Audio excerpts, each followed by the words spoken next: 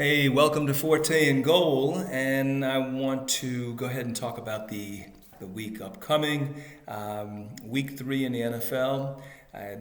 Today is actually a little bit late, but that's nothing new. We give you last minute information, so it's the most up to date.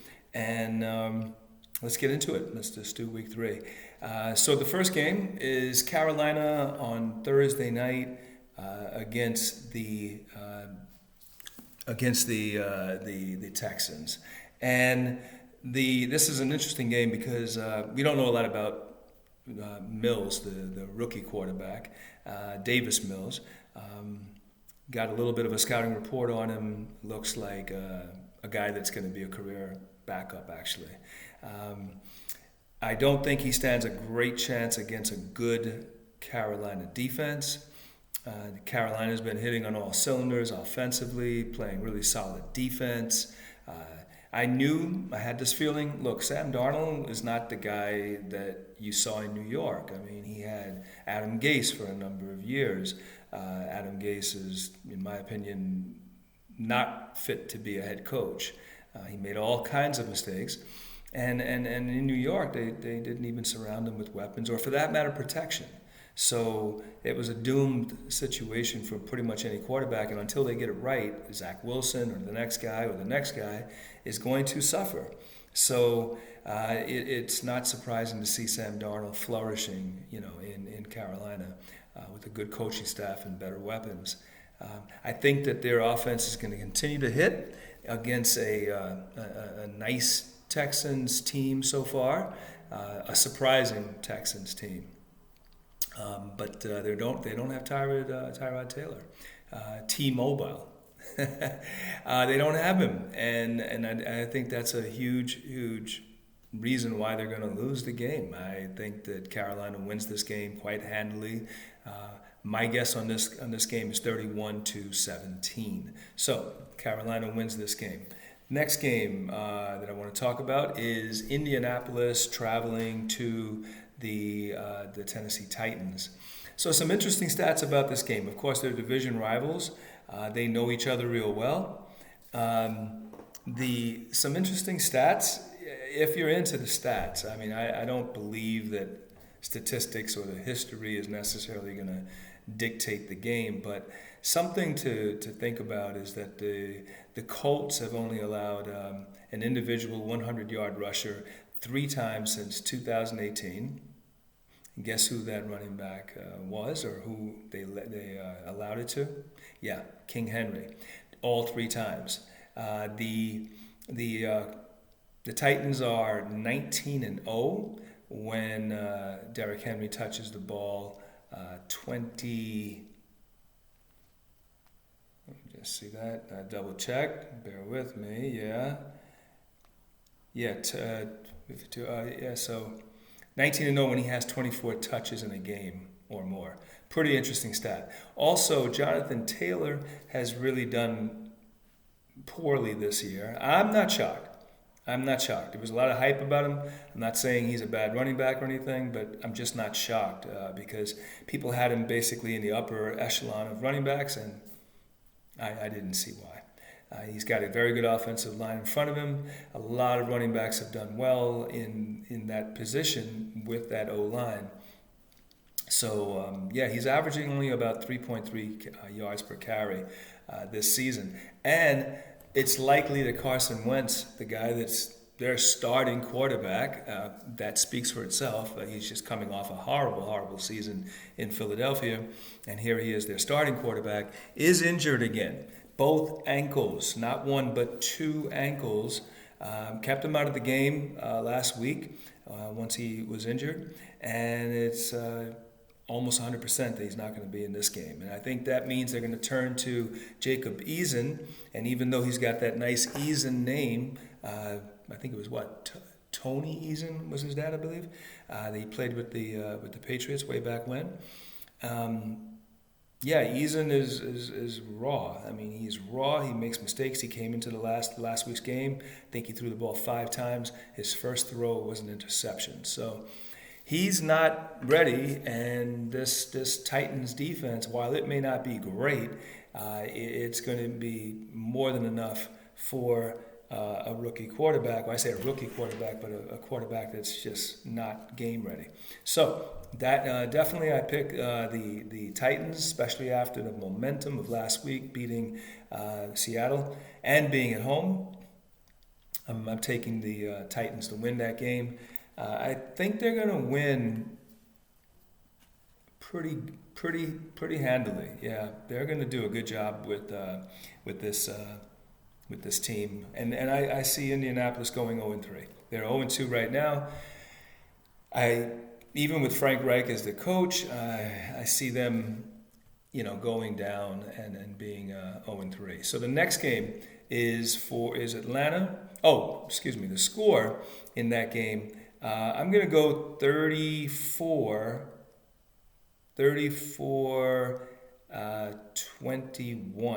34-21. Titans win that game. The next game is Atlanta traveling to the New York Giants. This is a case of two teams that honestly are both looking up at the rest of the league. Looking up at the rest of the league. Neither one has shown a lot of momentum. The Giants came close. They almost beat Washington were it not for were it not for going off sides because the Washington kicker had missed the field goal. The Giants they're ranked 19th in offense right now, 25th in defense. Their defense has been underwhelming. I mean, they put a lot of free agents, money, and draft into the offense and to the defense. And so far, neither one's really translated as advertised. And Daniel Jones is looking pretty bad. So that's not good news for Giants fans. Then the Atlanta Falcons, well, they're kind of what people expected. I mean, their defense is still bad. And they're 20th in defense, 25th in offense. Their O-line is in bad shape. Passing game 24th, rushing game 24th. The game is in New York, and I think that's going to be enough for the Giants to get their first win. If they don't beat the Atlanta Falcons this week, it's going to be a terrible season for the Giants. They're going to have absolutely no chance whatsoever they might be a top 5, drafting team if they don't win this game. So they've really got to win this game. Call it a must win if you will. But they've got to win the game. I do think they win.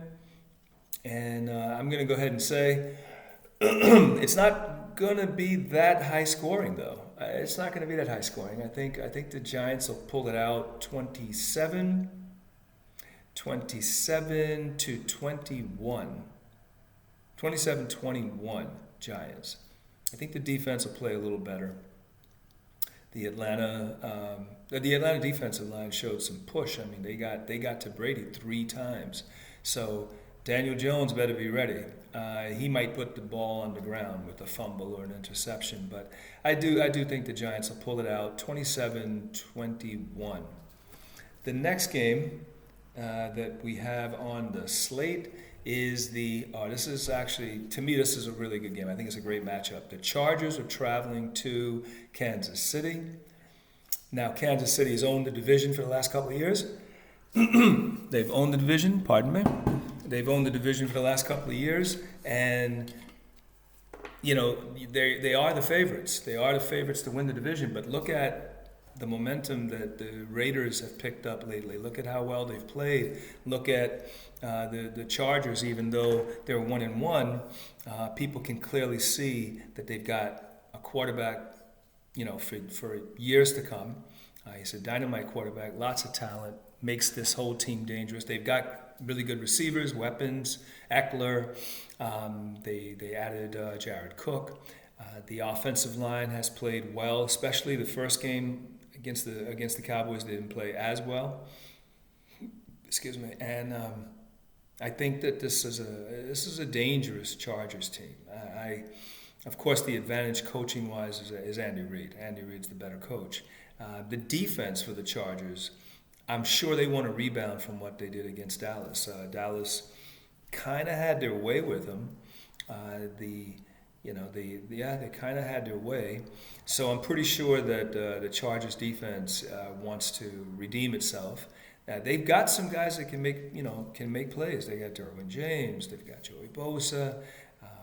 And they've got some other guys that are out there that can make some plays too, and I'm sure I'm forgetting some of them. But and really on offense for the Chiefs, I mean they haven't looked their best.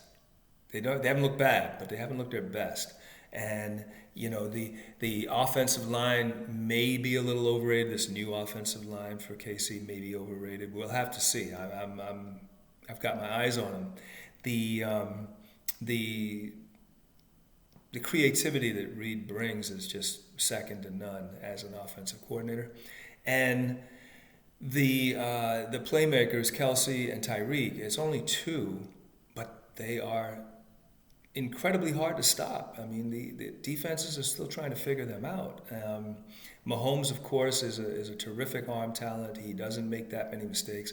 I do think that sometimes he gets a little overconfident and makes plays that aren't really in the best interest of the team. I mean, their chance of success are so low, and yet he does them time and time again. And lucky for him, he's got great arm talent, so he's lucky that more than 50% of them haven't gone wrong. But last week was an example of one going wrong, and it looked really bad. These are game-changing type of decisions, and so I think Mahomes has to do a better job in that department. That said, the Chiefs are home, and they're very tough to beat at home.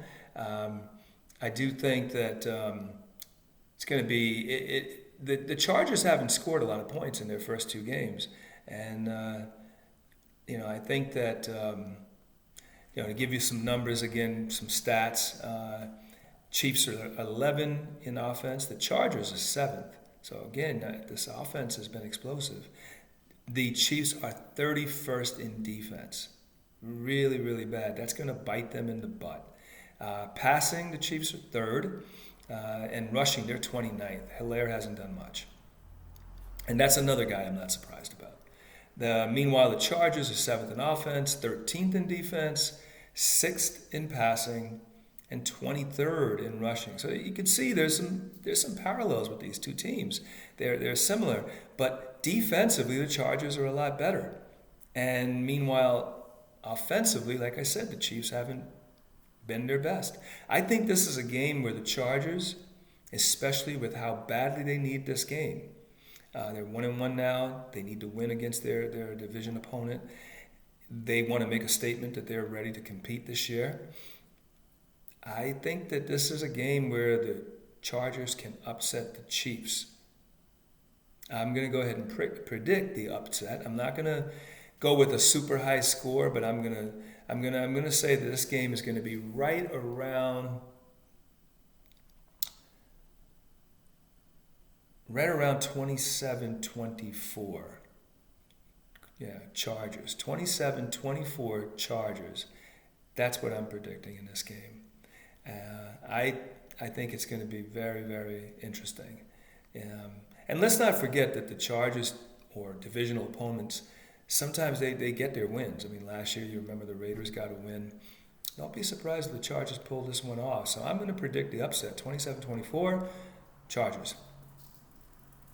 The next game that we have on tap is the Bengals traveling to the Pittsburgh Steelers. So another divisional opponent, another divisional game.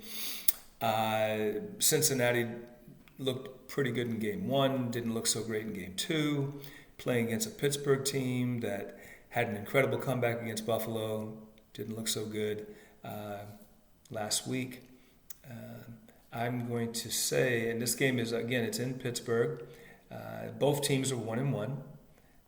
The statistics say, hey, the Steelers, 28th in offense, 21st in defense, 21st in defense. This is a team that's supposed to be really, really good on defense, okay? 18th in the passing game, and 32nd in the rushing game. So they're still struggling in the rushing game. Meanwhile, the Bengals are 24th in offense, 6th in defense. That's a pretty surprising stat. I don't think anybody expected the Bengals defense to jump like this. 28th in passing, 19th in rushing. Couple of things to keep in mind. The Bengals lead in most of these stats, okay? But what's really interesting is that Jamar Chase had a bunch of drops in the preseason. People were concerned about it. Now, he's on fire. Burrow and Chase are connecting. I think that is a really. I think that's going to be something to keep an eye on. I think it's going to continue to grow. I think they're going to continue to get better. The weapons for Burrow are very, they're up there. This is a top unit, a top-notch unit. The team as a whole has played well. They got good defense going on against a team, the Steelers this week, that aren't able to run the ball that well. Roethlisberger looks like he's banged up, and he got knocked down a bunch of times last week. Looks like he's not going to be his best, and his best at 38, 39 isn't what he used to be anyway. So factor that in.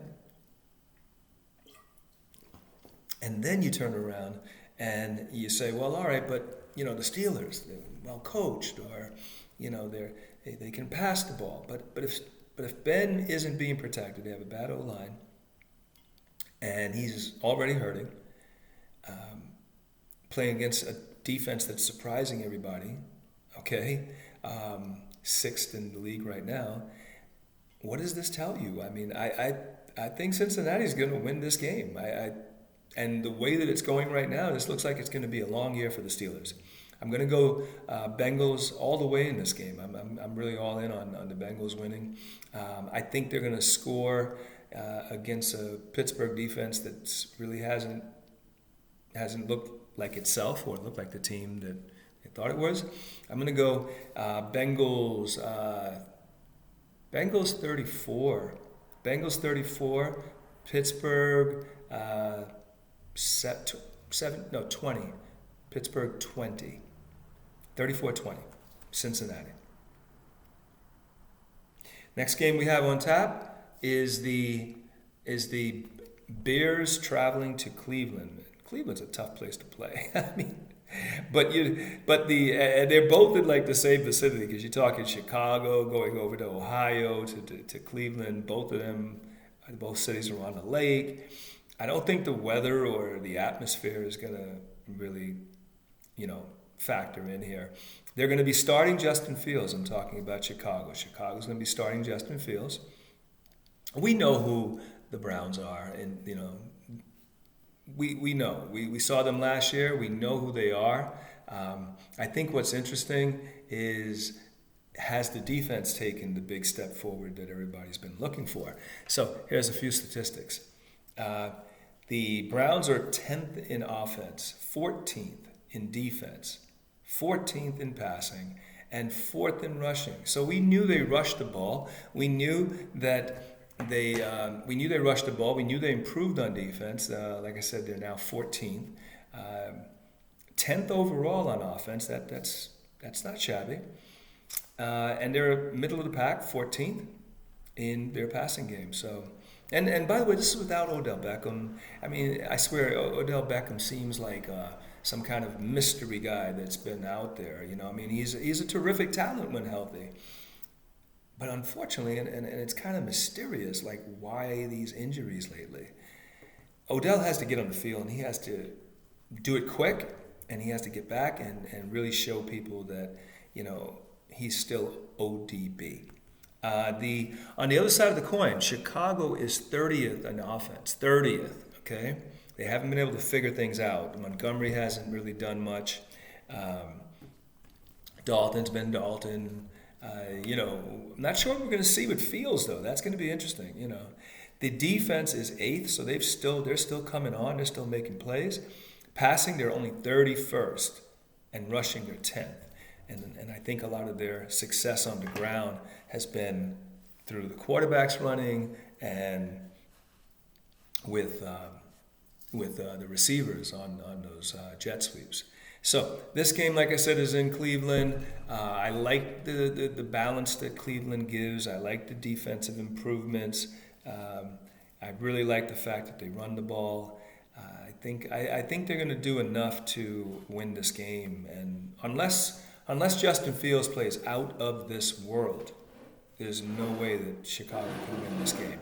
Chicago will lose the game. They might score a few. So I'm going to say they could score 24 points. I think that's high. 24 points, or not even 24 really. No, that's a little too optimistic. Let's go with 21. They're going to score 21 points. 21 points. And I think Cleveland's going to do a number on them. I think Cleveland's going to score 31. 21. Cleveland wins this game, and it's going to, I think, look more convincing than a 10-point, difference. That's my take on that game. The game, the next game is actually, yes, Baltimore traveling to Detroit. Wow. Detroit, they've played with a lot of heart, but heart doesn't show up on the scoreboard. And when it doesn't show up on the scoreboard, then it goes for naught. This game, like I say, is in Detroit. Detroit's 0-2. Baltimore's 1-1. Some numbers for you. Like I said, these guys have played with heart, the Lions.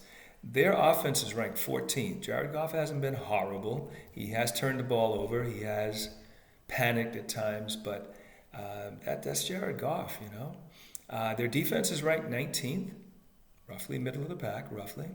Their passing is 13th. Their rushing is 15th, so fairly balanced offense. On the other side of the coin, the Ravens are 5th in offense, 5th. 30th on defense. Wow, how far they've fallen.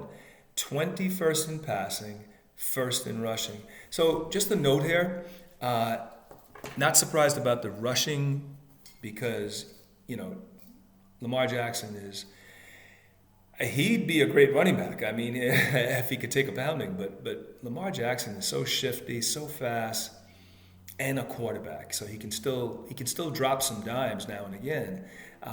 He's not a consistent passer. That's my gripe with him, and he doesn't make the best decisions. We see this over and over. Even last week when he scored on that rushing touchdown and he did the flip, I understand enthusiasm and being excited, but I mean, you're taking this awkward flip in the moment. You almost got yourself hurt to the point where you can't even play in the next game.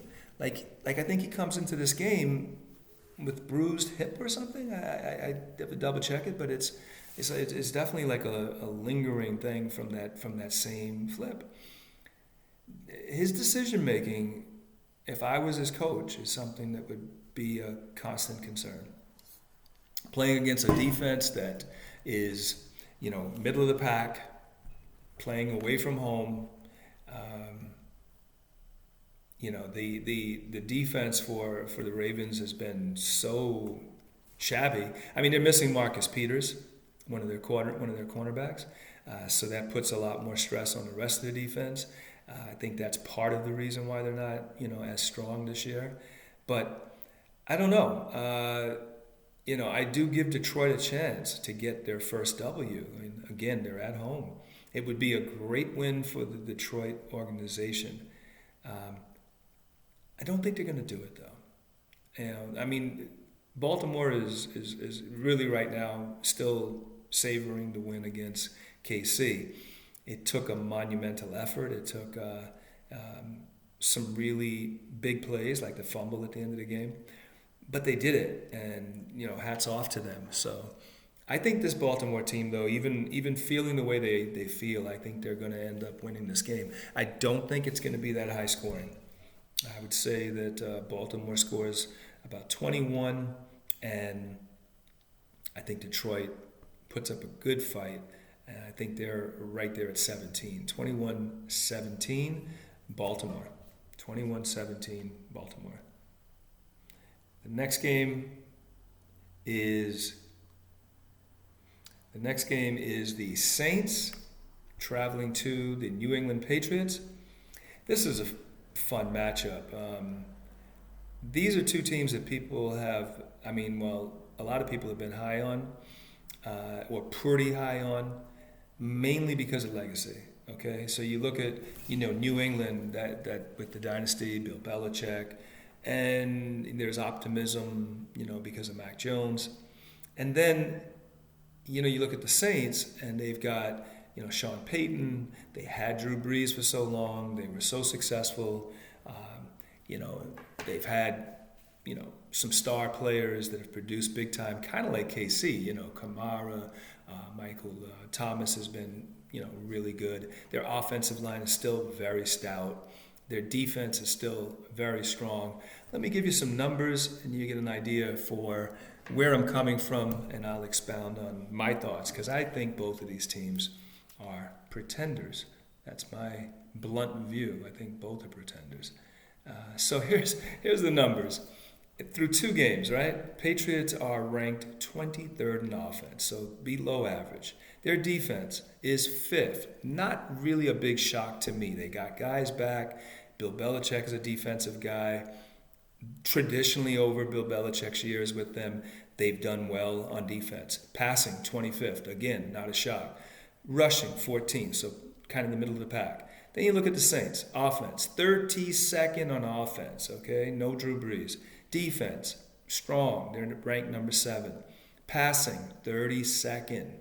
Okay, again, no Drew Brees. You're relying on Jameis Winston. Jameis Winston has a track record. We know that he's another guy that has talent but struggles with decision making.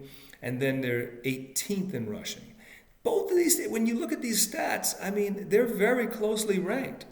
They're very closely ranked. The interesting thing is that the Patriots are ranked a little better in all of those categories. They're ranked a little better in each category. Again, not surprising.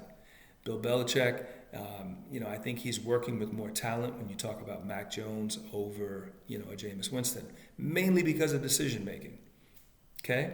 When you talk about defense, I do think that the roster for the defense is a little better with the Saints, but in terms of coaching, I believe that the Patriots are just getting more out of them.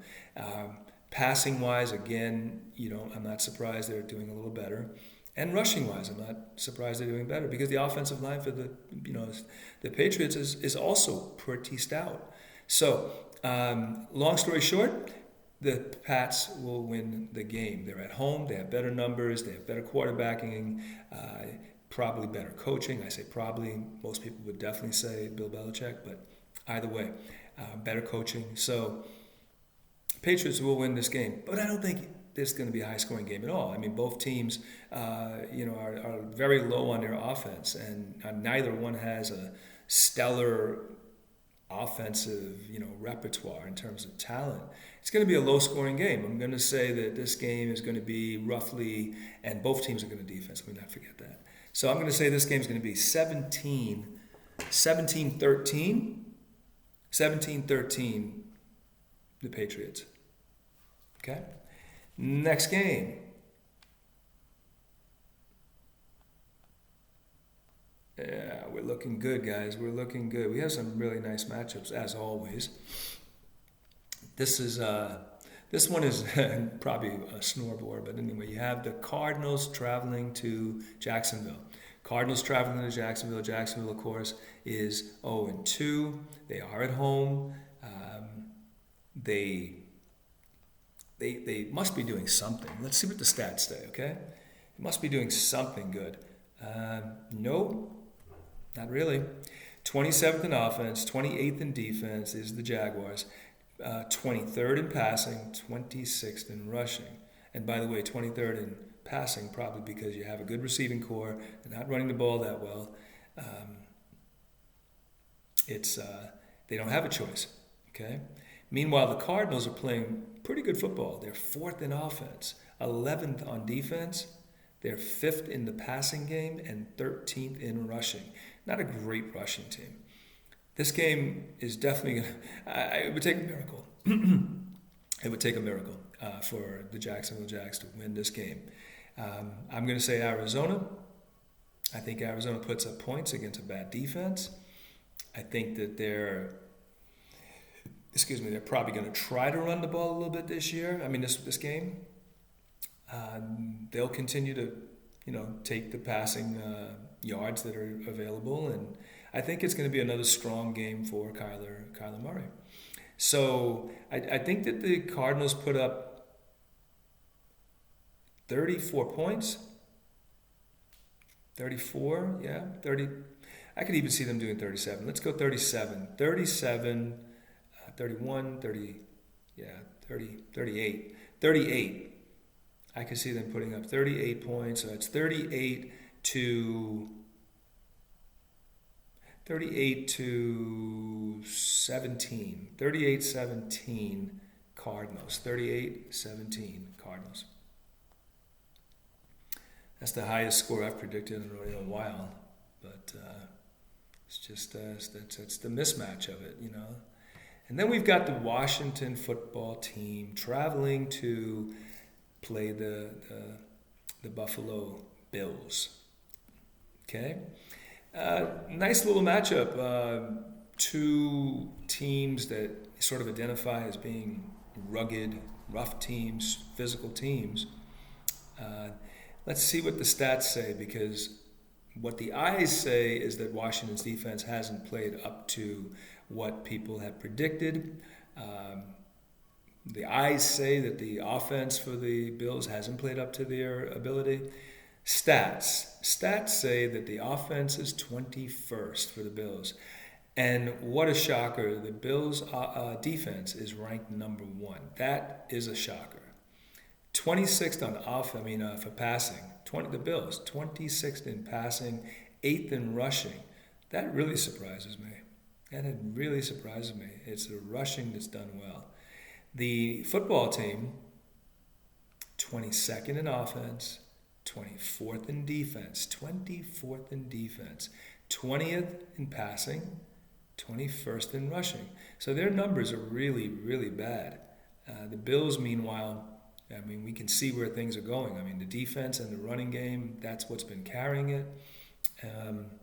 And the passing game has struggled. So here's what I see, though, out of these stats and these numbers.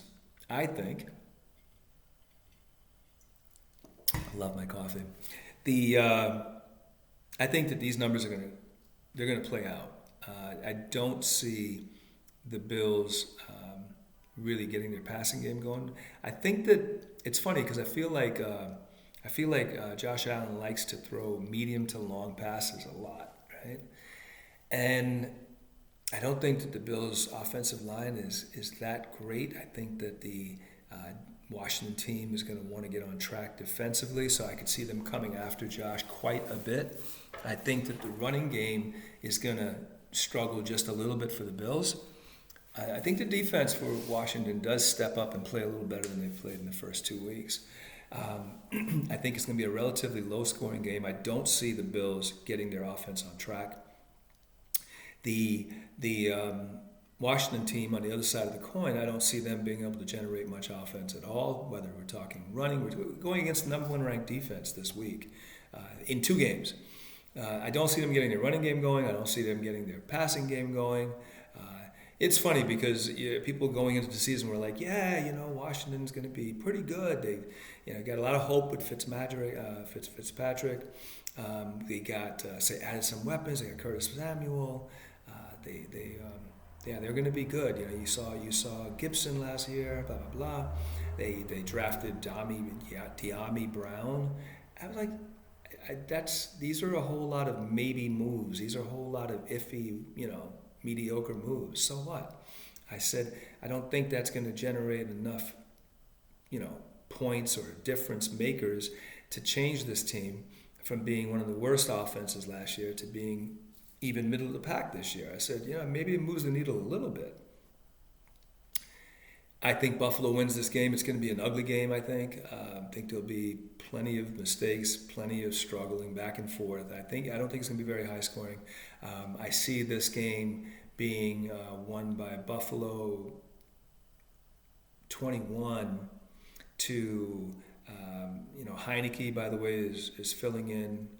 He's the quarterback right now with Fitzpatrick, out for probably the whole year, and this might be his career because it's a serious injury with the hip. But Heineke's pretty good, but I don't think it's going to be good enough. I think that it's going to be 21-17, Buffalo. That's my take on that one. The next matchup we're looking at is the Jets traveling to Denver, Mile High. I think I'm going to be really quick on this one. I mean, the Jets are playing bad. Denver's playing really well. Teddy Bridgewater's been a fantastic surprise.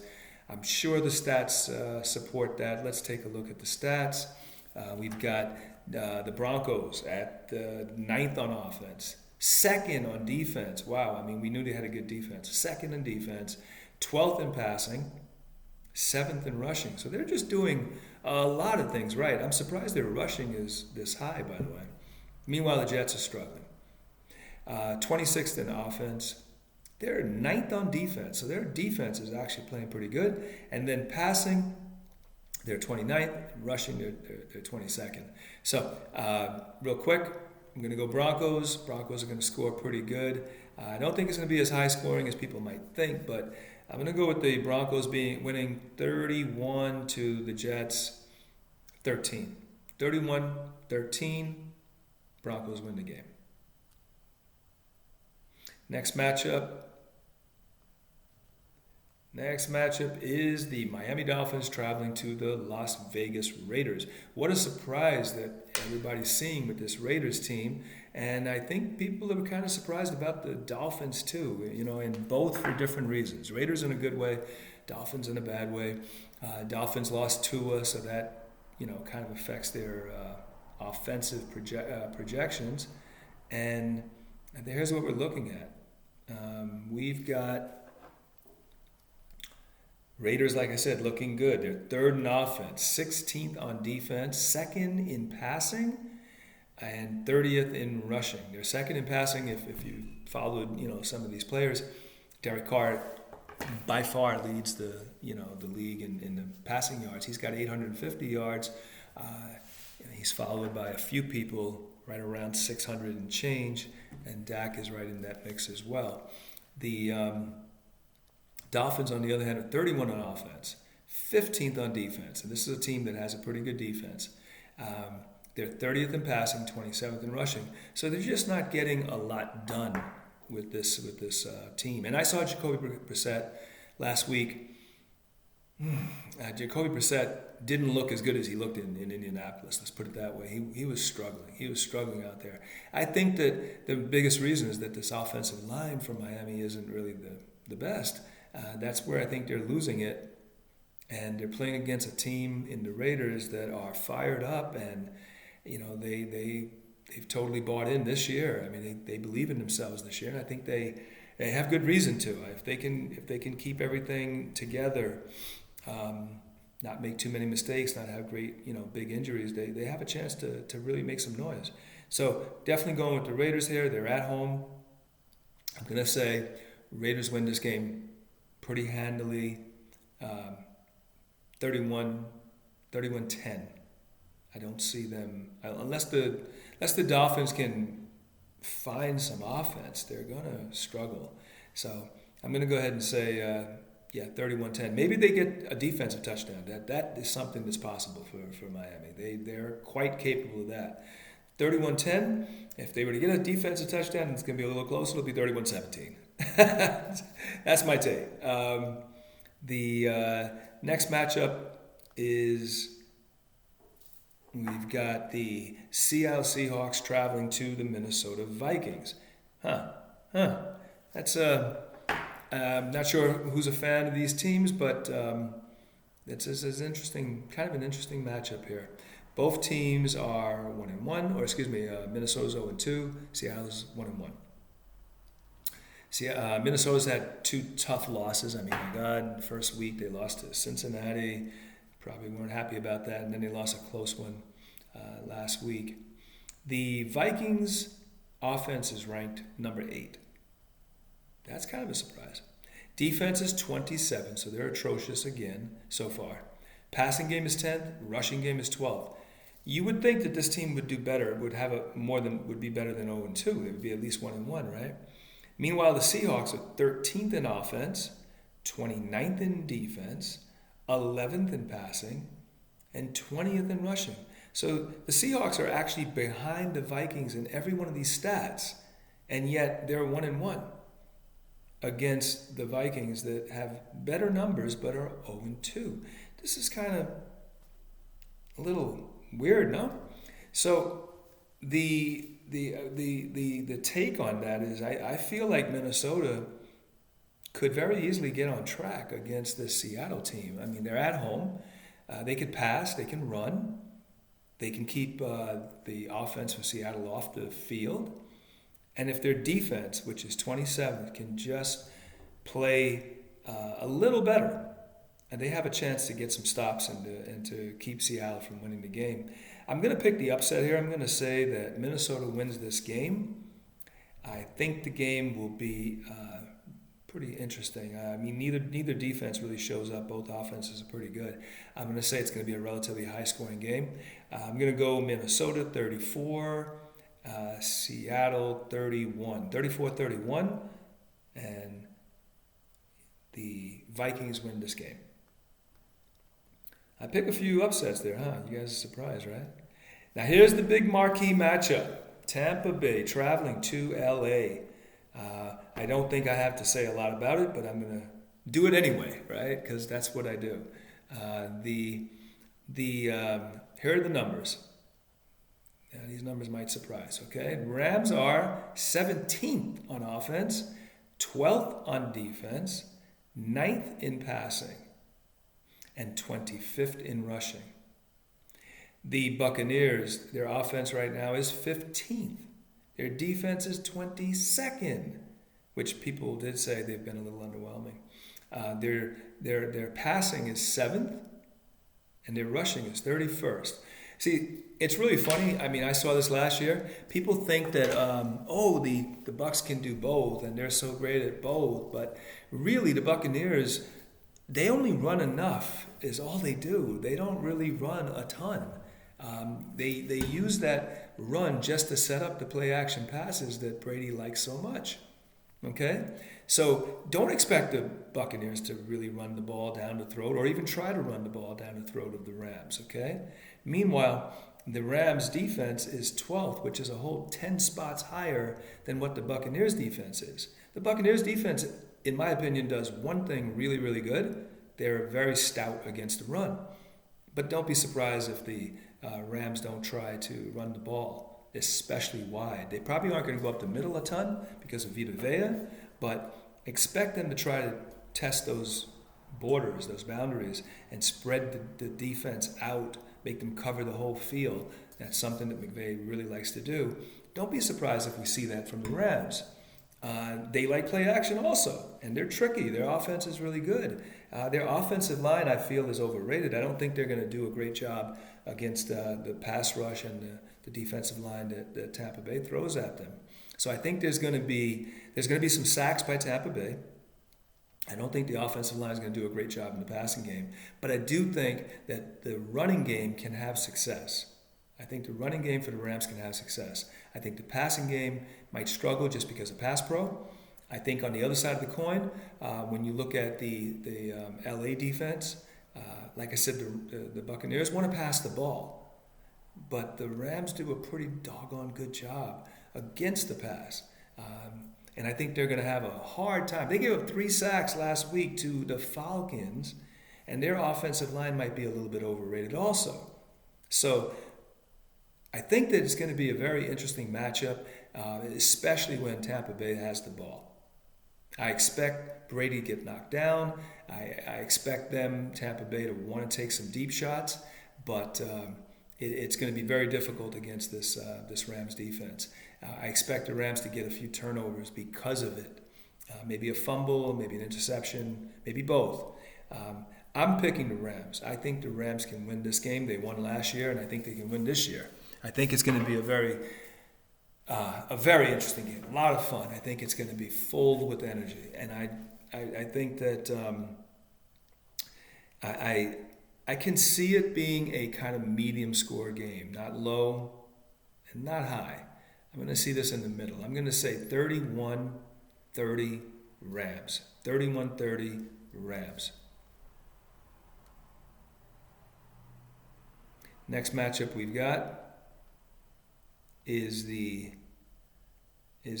Sunday night matchup. Yeah, that's this Sunday night matchup. That's going to be the Green Bay Packers traveling to the 49ers. This should be a really fun matchup. I think this is going to be a very good game.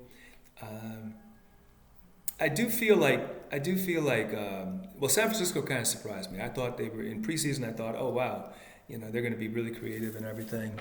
Then they had all these running back injuries. They're 2-0. Green Bay is 1-1. San Francisco is at home, and I do feel though that San Francisco has benefited from who they played. They played Philadelphia. They played Detroit. They're 2-0. Okay, not that big a deal. Green Bay, meanwhile, lost one game that was a shocker, a complete shocker. But first game of the season. Let's see what the numbers say. The San Francisco is 18th in offense, 18th in defense, really balanced, huh? 15th in passing, and 11th in rushing. Meanwhile, Green Bay is 29th in offense. I don't think that number is going to stand for very long. 10th in defense. 10th. That's a surprise for me. I didn't think they were that stout. And then the passing game, they're 27th passing, 28th rushing. So the Packers, I think, will, and meanwhile the defense for the Niners is 18th. So the Niners have some issues on the back end defensively. They got really good linebacking, a good front seven, a really good front seven. Bosa, Warner, very good. Very good front seven, and I think that's going to pose problems for the running game for Green Bay. I think Green Bay is going to want to attack the secondary, so I expect them to pass the ball quite a bit in this game. I think that on the other side of the coin, the Niners will want to stick to running the ball. That's what they do. That's who they are. They want to run the ball. I don't think they, except for Debo and Kittles, I don't see them having any real big threat weapons. And we know that Jimmy G, when he's having to carry a team, it usually doesn't go so well. So I think what the Niners are going to do is they're going to try to run the ball. I think that it's going to be a good challenge for Green Bay. I know that the Niners I know that Green Bay is going to want to pass the ball. It's going to be a big issue for the Niners on the defensive side. I think Green Bay prevails in this game. I think they're the better team, and I think they've got the weapons to do it. They've got the better quarterback. There's a number of reasons that I'm going to go ahead and side with Green Bay. I think Green Bay wins this game, not by too much, but I think they win this game 34-24,